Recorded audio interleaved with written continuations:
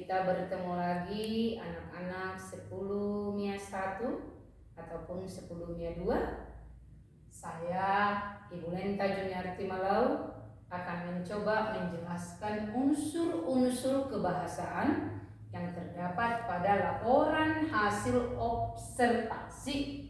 Ini masuk KD 31 tambah 32 ya nak ya. Masuk KD 31 tambah 32. Laporan hasil observasi atau LHO. Adapun unsur-unsur kebahasan yang akan kita bahas minggu ini adalah tentang pertama afiksasi. Apa sih afiksasi itu? Imbuhan. Kemudian yang kedua tentang gagasan pokok dan gagasan penjelas. Kemudian masuk ke dalam hal yang ketiga yaitu frase ataupun kelompok kata. Frase ataupun kelompok kata. Dan yang keempat, kita akan masuk ke dalam klausa. Klausa. Ya, inilah materi yang akan kita pelajari minggu ini. Dan sebagai penjelasan dari afiksasi bisa kau lihat sudah ada saya tuliskan di papan tulis ini. Afiksasi itu artinya apa sih Ibu? Imbuhan. Imbuhan yang melekat kepada apa Ibu? Kepada kata dasar. Kata dasar itu apa sebenarnya Ibu? Kata dasar adalah kata yang belum mendapat awalan ataupun akhiran atau sisipan. Jadi kata dasar itu masih murni, ya. Nah, berdasarkan jenisnya, awalan yang ada pada bahasa Indonesia ya terbagi atas 4 bagian. Ini belum masuk ini awalan-awalan atau sisipan akhiran atau imbuhan gabung yang dari bahasa luar ya. Ini masih milik bahasa Indonesia. Awalan bisa kita buat berbagai jenis, yaitu disebut dengan ber, me, ker, ke, se, pe, di. Ya, awalan ini bisa melekat ke dalam kata dasar hingga menjadi sebuah imbuhan. Kata dasar yang mendapat imbuhan, ini semua adalah kata dasar. Dikawinkan dengan imbuhan awalan, ya. Imbuhan awalan atau sering juga disebut awalan ini dengan prefiks. Ya, prefiks. Bertambah main menjadi bermain. Me tambah nari, kata dasarnya nari, tarik, sorry ya. Me menjadi menari. Me tambah tari. Me tambah tari menjadi menari. Ter dengan tegun. Ter dengan tegun. Ter dengan tegun menjadi tertegun. Ya. Ke dengan tua menjadi ketua. Se dikawinkan dengan kata dasar tua, setua. Ke dikawinkan dengan kata dasar tua menjadi ketua. Se dengan tua menjadi setua. Ya. Pe tambah kata dasar lari menjadi pelari. Di imbuhannya ditambah dengan kata dasar ambil menjadi diambil. Ini bisa dimasukkan ke dalam kalimat.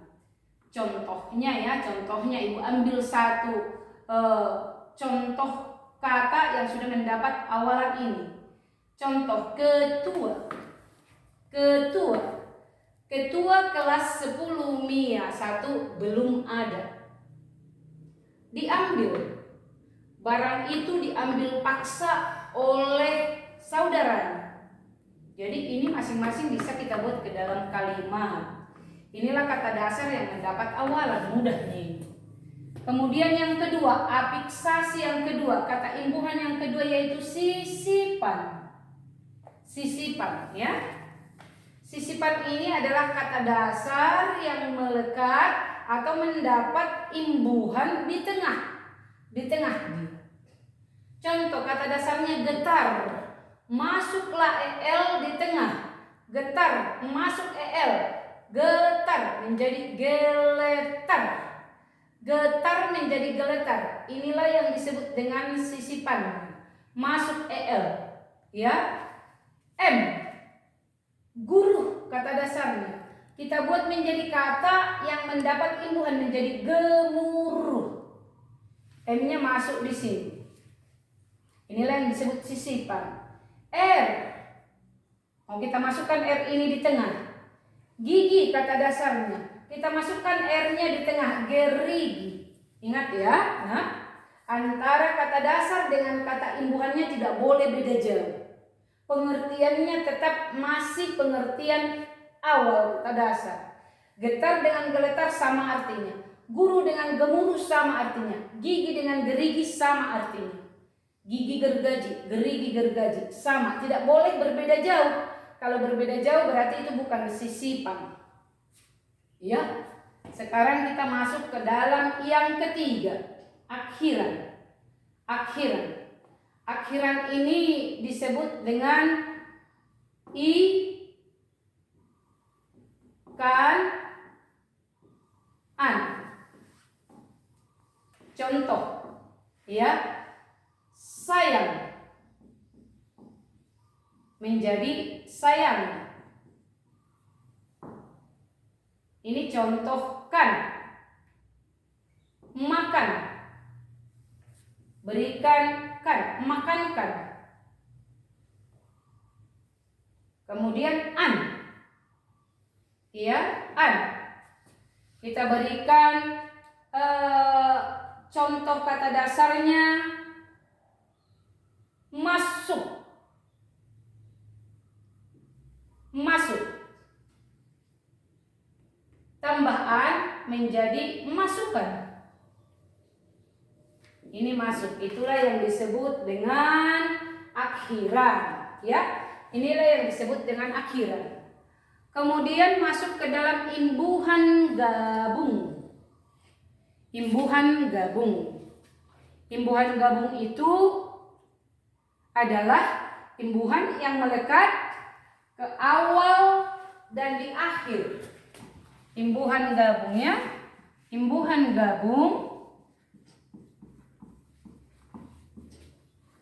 dia melekat di awal dan di akhir. Ya. Contoh. Kita ambil kata dasarnya kecantikan. Kata dasarnya ini cantik. Ini melekat. Sekaligus. Ini sekaligus ya. Karena kalau dibuat hanya kecantik,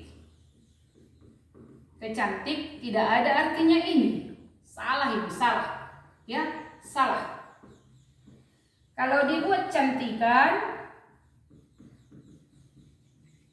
tidak ada juga artinya, salah. Jadi kalau sekaligus melekat awalan dan akhirannya, inilah yang disebut dengan konfiks. Ya, konfiks, konfiks sekaligus. Awal akhir harus gabung sekaligus. Inilah yang disebut dengan konfiks. Yang pertama ya, jenis yang pertama konfiks. Itulah jenis yang pertama. Jenis yang kedua disebut dengan simulfiks. Simulfiks artinya bertahap dia, bertahap prosesnya, bertahap proses penyambungannya. Contoh kata persatuan. Kita ambil kata dasarnya adalah satu. Ya. Persatu ini tidak ada artinya. Ya, salah ini. Persatu.